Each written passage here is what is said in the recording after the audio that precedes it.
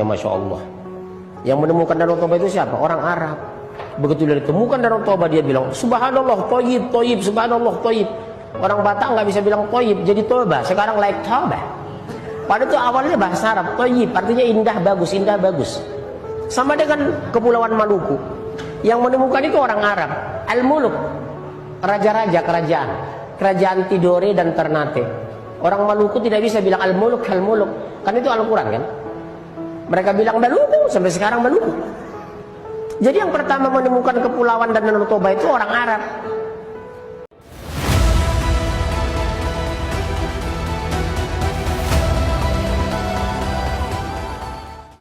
Selamat pagi, jumpa lagi dengan Pak Agid di channel 000. Ya, baru aja kita saksikan ya cuplikan video yang menyatakan kalau yang menemukan Danau Toba itu adalah orang Arab. Pertama dengan kata toyib, toyib. Orang Batak nggak bisa bilang toyib di bahasa, jadi dikatakan dengan Toba, lek Toba, Danau Toba. Kemudian bukan cuma itu aja, menyatakan kalau Maluku juga yang menemukan orang Arab ini ada di Al-Quran ini. Al-Quran lah dibawa-bawa. Kalau kita ingat wejangan Soekarno, musuh yang terberat itu adalah bangsa sendiri. Bangsa yang bagaimana? Bangsa yang mabuk agama. Yang kayak gini-gini nih modelannya mabuk agama.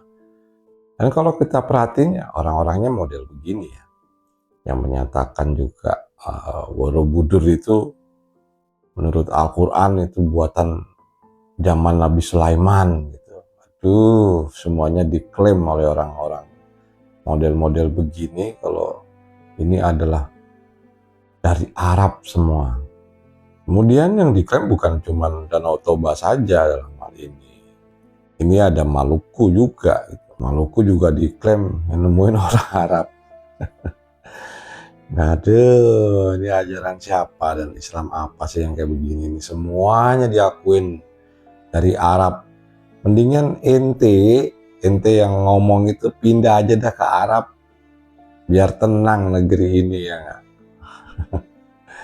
Oke teman-teman, kita masuk ke pembahasannya. Artinya begini, kalau Maluku ini suku aslinya atau orang-orangnya itu lebih teridentifikasi mirip itu dengan Homo wajakensis yang hidup itu 40.000 tahun yang lalu ya. Homo wajakensis itu ditemukan di Tulungagung dan ini udah 40.000 tahun yang lalu dan kondisinya mirip-mirip orang Timor sana ya, orang Timur lah, orang Maluku, kemudian Papua hingga Australia, aborigin ya, mirip-mirip tersebut ya. Orangnya tuh rambutnya keriting, kemudian matanya itu belok, matanya tuh lebar gitu, kulitnya hitam ya.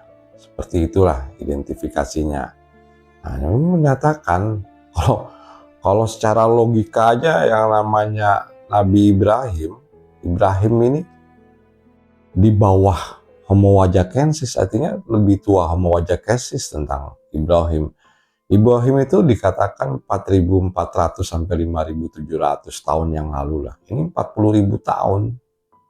Dan teridentifikasi ya. Beda kalau dengan Adam. Adam ini tidak teridentifikasi, artinya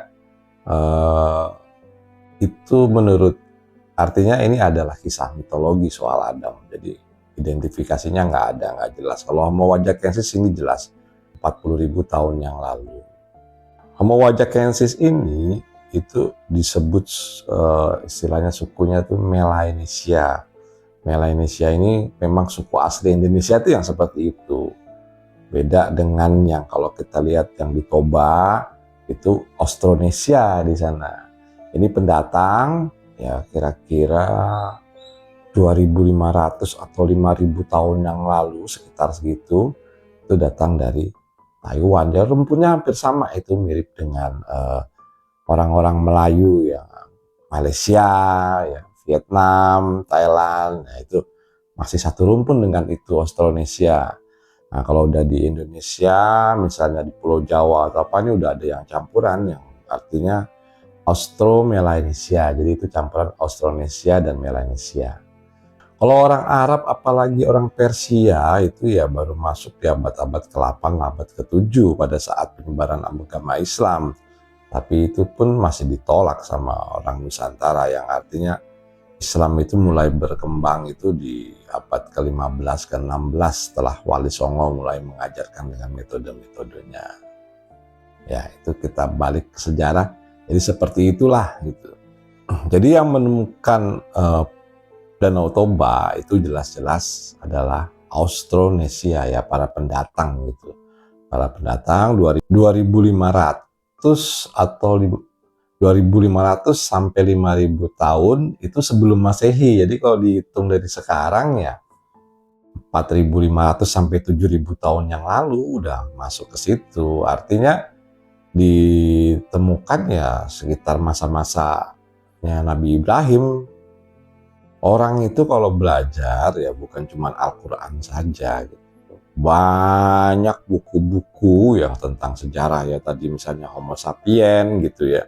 Kemudian cerita tentang masuknya imigran-imigran dari Taiwan, Tiongkok ke Indonesia yang sudah berevolusi juga. Jadi bentuknya juga nggak Cina-Cina banget gitu. Balik lagi ke tadi, kalau belajar itu juga cuma Al-Quran. Ini masalahnya kan konsepnya seperti itu teman-teman. Al-Quran, hadis, ini pedoman hidup. Jadi itu aja yang diutok-utok, yang dipakai gitu. Tidak melihat wacana dari berbagai macam ilmu. Bukan cuma ilmu sejarah, ada ilmu matematik, kemudian ada ilmu fisika, kimia, nah, ya macam-macam lah, itu baru yang sifatnya ilmu pasti ya. Kalau masuk ke ilmu sosial macam-macam lagi. Nah ini semua harus dipelajari. Itu jadinya kalau cuma memakai satu literatur, ya itu semua dikaitkan dengan satu literatur. Ya karena cuma bacaannya Al-Quran gitu, hadis, yang lain-lain nggak dibaca gitu, nggak dipahami, yang di itu malah jadi ini diutak-utak aja, di otak-atik lah gitu. Istilahnya penggatuan, digatuk-gatuknya dengan gejala-gejala alam yang ada. Nah, balik lagi Pak Git bilang nggak salah itu kalau Mahathir Muhammad bilang orang Melayu itu bodoh gara-gara Ustadz, ya Ustadz model begini yang bikin bodoh itu. Jadi intinya begini teman-teman. Yang pertama, Ustadz ini nggak ngerti, yang jadi patokan semuanya Al-Quran, apa-apa Al-Quran gitu. Nanti cari rumus fisika segala macam di Al-Quran nggak bisa, masih banyak ilmu di luar sana yang sifatnya malah lebih ilmiah gitu ya. Dan, ya karena Al-Quran memang bukan buku tentang keilmiahan gitu.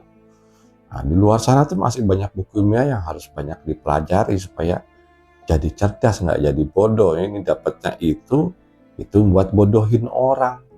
Yang kayak gini nih bahayanya kenapa? Bahayanya tuh kalau ketemu sama orang nggak ngerti, yang udah dibohongin, terus dibuatin fatwa, kemudian disuruh ini disuruh itu, mau berdasarkan ini loh, ini firman Tuhan. Katakan Al-Quran itu firman Tuhan. Firman Tuhan mengatakan orang Arab yang menemukan Danau Toba, orang Arab yang menemukan Maluku. Waduh. Mau dikemanain bangsa ini? Padahal itu kalau Pak Git aja bangsa sendiri gitu, bukan bangsa Arab. Inilah orang-orang yang gila agama, yang akhirnya gila budaya luar. Semua diklaim dengan budaya luar. Saran Pak Git, ini yang paling penting adalah beragamalah dengan logika. Jadi kalau ada perkataan seperti ini saring. Kalau nggak masuk, sudah tinggalkan ini. Orang-orang gila agama ini tinggalkan saja, nggak penting-penting amat buat kehidupan. Oke teman-teman, menurut Pak Git ini cukup sekian dan terima kasih.